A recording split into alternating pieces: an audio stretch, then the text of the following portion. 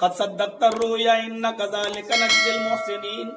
بس اے ابراہیم تم نے اپنا کام پورا کر دیا، میرا کام دیکھو. تمہارے بیٹے کو بھی ہمیں بچانا ہے. تم اپنے اس امتحان میں کامیاب ہو گئے ہو اور ہمیں تمہاری یاد قیامت کی صبح تک قائم رکھنا ہے. اور اس نے ہمیں یہ تیوہار دے دیا. میرے بندے ابراہیم کی یاد تازہ کرو. اور اللہ کے نبی صلی اللہ علیہ وسلم نے کیا فرمایا؟ یا سنت ابیکم ابراہیم. جب صحابہ نے پوچھا یہ قربانی کیا ہے تو آپ نے یہ نہیں کہا یہ میری سنت. کیوں؟ نبی کر رہے ہیں، نبی کی سنت تو اپنے آپ ہو گئی ہے. لیکن آپ نے انسیت پیدا کرنے کے لیے کیا کہا؟ یا سنت ابیکم ابراہیم، یہ تمہارے باپ ابراہیم علیہ الصلوۃ والسلام کی سنت ہے. ابراہیم علیہ السلام کی سنت بتایا. نبی کی سنت تو آٹومیٹک ہو گئی. جب آپ نے اس قربانی کو کیا تو نبی کی سنت تو ہو ہی گئی، لیکن آپ نے اس کے ساتھ ابراہیم علیہ السلام کا نام لے کر اپنے باپ کو بھی فراموش نہیں کیا. پوری زندگی امتحان میں گزری. یعقوب علیہ السلام کی زندگی دیکھ لو، امتحان میں گزری. 11 بھائی مل کر یوسف علیہ السلام کو لے گئے. ابو ہمارے ساتھ کھائے گا پیے گا کھیلے گا، نہیں ہمیں ڈر نہیں ہم اس کے بھائی ہیں. لے گئے اور اپنے بھائی کو کنویں میں پھینک دیا. ایک بکری ذبح کر کے اس کا خون ان کی قمیص میں لگا کر لے آئے اور کیا کہا؟ ابو ہم لوگ کھیل میں مست ہو گئے اور یوسف کو بھیڑیا کھا گیا. یقین نہ آئے تو یہ کرتا دیکھ لیجئے. لیبوریٹری نہیں تھی اس زمانے میں کہ خون چیک ہو جائے کس کا. حضرت یعقوب علیہ السلام کرتے کو سونگ کر کہتے ہیں میرے بیٹو اس کرتے سے تمہاری نفرت کی اور حسد کی بو آ رہی ہے. لیکن فوراً اللہ تعالیٰ نے یوسف کو نہیں ملوایا. یعقوب علیہ السلام اپنے بیٹے کی یاد میں اتنا روئے اور دعائیں مانگی کہ مانگتے مانگتے ان کی آنکھوں کی روشنی. اور بیٹا بادشاہ بھی بن گیا، نکالا گیا. وہ پورے داستانوں میں ہم نہیں جانا چاہتے ہیں، پورا واقعہ آپ کے سامنے نہیں، مختصر. یوسف کو نکالا گیا، پھر بیچا گیا، مصر کے بادشاہ کی نے خریدا بیوی جو نام بتائے جاتے ہیں حالانکہ وہ صحیح نہیں ہے. پھر بادشاہ مصر کی بیوی نے ان کے بالغ ہونے کا انتظار کیا. جب وہ بالغ ہو گئے تو اس پر اپنی نظر خراب کی، ان کو پکڑا بھی ہے. وغلقت الابواب، دروازے بھی بند کر دیے ہیں، سب کچھ کیا. اس کے باوجود ان کے اوپر الزام بھی لگا ہے. اور جب دروازہ کھولا تو یوسف علیہ السلام اس کے اوپر گرے.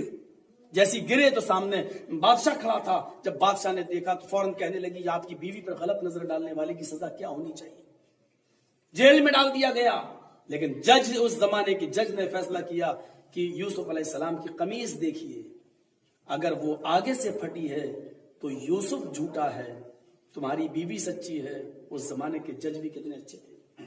اور یوسف کا کرتا اگر پیچھے سے پھٹا ہے تو اس کا مطلب یوسف بھاگ رہا تھا، تمہاری بیوی کھینچ رہی تھی. اس کا مطلب یہ ہے کہ تمہاری بیوی کی غلطی ہے اور یوسف سچا ہے. جب قمیض دیکھی گئی تو پیچھے سے پھٹی تھی. تب بادشاہ نے کہا تھا ہم عورتوں کے مکر و فریب کو اچھی طریقے سے جانتے ہیں.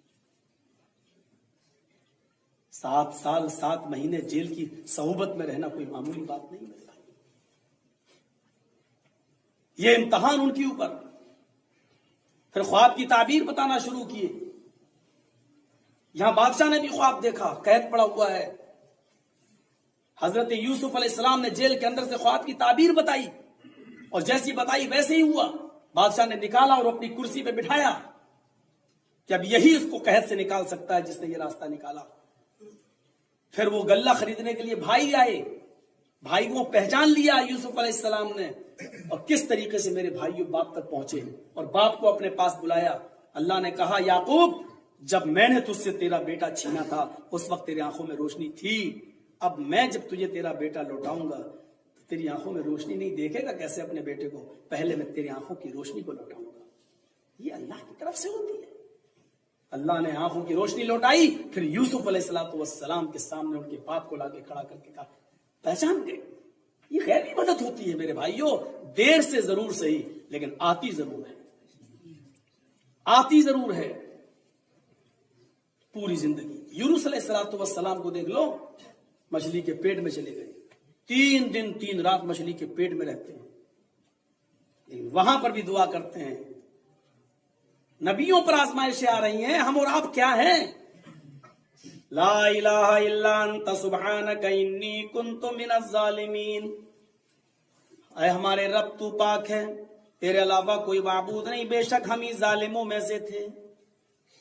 نبی اکرم نے فرمایا اگر یونس قیامت تک اگر یہ دعا نہیں پڑھتا تو اللہ قیامت تک مچھلی کے پیٹ میں یونس علیہ السلام کو زندہ رکھتا۔ آدم علیہ السلام کو دیکھ لو، وہ بھی آزمائش کی بھٹی میں جھونکے گئے، وہ تو اوپر ہی سے آزمائش میں ڈال دیے گئے۔ شجر ممنوعہ کھانے کے بعد ان کو دنیا میں بھیجا گیا۔ آدم علیہ السلام اور حوا الگ الگ تھی، ملے دونوں تو دونوں نے جو دعا کی اس آزمائش میں پورا اترے۔ ربنا ظلمنا انفسنا وان لم تغفر لنا وترحمنا لنكونن من الخاسرین۔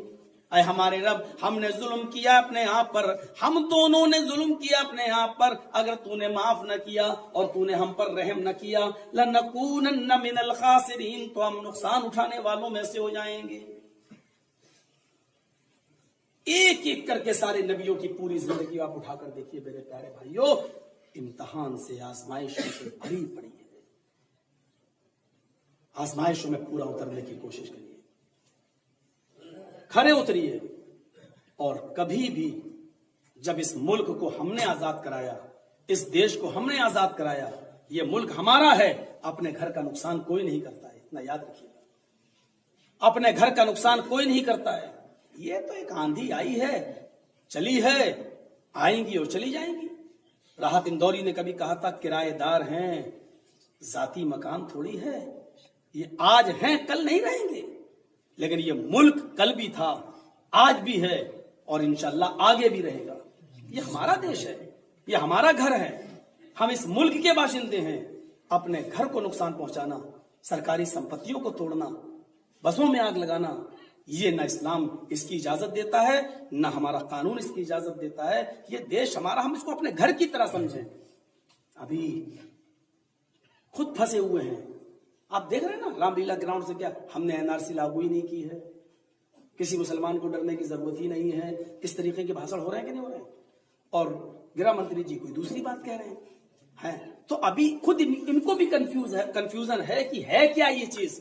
تو میرے بھائیوں، بہت راستے ہیں سمویدھانک طور پر، قانونی طور پر ہمارے پاس، ہم سمویدھانک طور پر ہر طریقہ، جس قانون جس کی اجازت دیتا ہے ہم وہ لڑائی لڑیں گے۔ ہمیں صبر کی ضرورت ہے۔ پھر سے وہ آیت سنیے، پھر سے وَلَنَبْلُوَنَّكُمْ بِشَيْءٍ مِّنَ الْخَوْفِ وَالْجُوعِ وَنَقْصٍ مِّنَ الْأَمْوَالِ وَالْأَنفُسِ وَالثَّمَرَاتِ، ہم تمہیں آزمائیں گے خوف ڈال کر، ہم تمہیں آزمائیں گے بھوکا مار کر، ہم تمہیں آزمائیں گے تمہارے مالوں میں نقصان کر کے، ہم تمہیں آزمائیں گے تمہاری جانیں لے کر، ہم تمہیں آزمائیں گے تمہارے کاروبار پھل فروٹ کھیتی باڑی میں نقصان کر کے۔ وَبَشِّرِ الصَّابِرِينَ، بشارت تو صبر کرنے والوں کے لیے ہے۔ یہ خوف کا ماحول تھوڑا بہت نہیں ہے۔ اتنا ہنگامہ بنارس میں ایک مدرسے میں گھس کر، گولیاں، سب کچھ، اور اس کے باوجود میڈیا کیا دکھا رہی ہے؟ دیکھیے کتنا ظلم ہو رہا ہے پولیس والوں پر، کتنا ظلم ہو رہا ہے ان پر، کتنا ظلم ہو رہا ہے۔ واہ صاحب، پہلی بار سن رہے ہیں یو پی کی پولیس بڑی مظلوم ہے۔ نہیں لگ رہا ہے کتنا ظلم بیچارے کے اوپر ہوا؟ اور جو 6 سال کا بچہ، 8 سال کا بچہ مدرسے سے لہو لہان، ویڈیو دیکھیے آپ اس کا، لہو لہان نکلا، پوچھا کس نے؟ پولیس۔ بتائیے 6 سال کے 8 سال کے بچے کو کتنا مارا۔ ڈومریا گنج میں وہ آج اس کا جنازہ ہوا ہے 10 بجے، جو جامعہ ملیہ میں پڑھتا تھا اور گولی سے لگی، پورے جسم میں زہر۔ ہم کہہ رہے ہیں ظلم ہم پر ہو رہا ہے۔ CCTV کیمرے میں موجود ہے، بسوں میں آگ کون لگا رہا ہے، گولیاں کون چلا رہا ہے، سب موجود ہے، لیکن کریں کیا؟ یہ ساری چیزیں میرے بھائیوں اس وقت صبر کا دامن ہاتھ میں لینے کی ہے۔ اپنے ملک کو بچانے کی ضرورت ہے، اپنے دیش کی حفاظت کی ضرورت ہے، اور جہاں تک قانونی طور پر لڑائی لڑنے کی ضرورت ہے ہم لڑیں گے۔ میرے پیارے ساتھیوں، آج بہت دیر نہیں، کیونکہ ہم نے صرف یہ کہا ہے کہ آدھا گھنٹہ 1 گھنٹے کا درس ہوتا ہے، وہی اتنا ہو چکا ہے۔ میں صرف آپ کو ایک پیغام دینے آیا ہوں کہ اس وقت آپ کو اجتماعیت کا ثبوت دینا ہے، اور آپ لوگ یہ دیکھیے کہ اس وقت یہ سب کچھ کیسے ہو رہا ہے۔